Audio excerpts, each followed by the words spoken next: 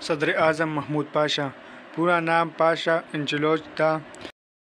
1420 میں بوسنیا میں پیدا ہوئے۔ آپ کا تعلق بوسنیا کے انچلوچ خاندان سے تھا، جو کہ ایک عیسائی خاندان تھا۔ بچپن میں ہی محمود پاشا کو سلطنت عثمانیہ میں لایا گیا اور ان کی عثمانی قوانین کے مطابق تعلیم و تربیت کی گئی اور جنگی فنون سکھائے گئے۔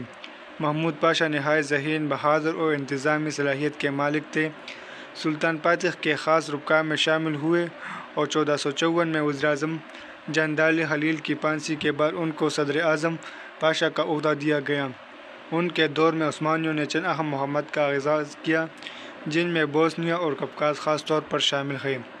1463 میں بوسنیا کی فتح میں محمود پاشا کا نہایت اہم کردار تھا۔ محمود پاشا ایک ذہین وزیر اور کمانڈر ہونے کے ساتھ ساتھ اچھے سفارتکار بھی تھے۔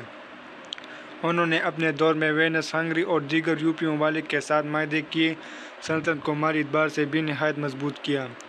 انجام: البانیہ کی مہم کے دوران اسکندر بیگ کے ساتھ خفیہ تعلقات قائم کیے اور کچھ مورخین کے مطابق یہ درباری سازشیں بھی تھیں، کیونکہ محمود پاشا نہایت طاقتور ہو چکے تھے۔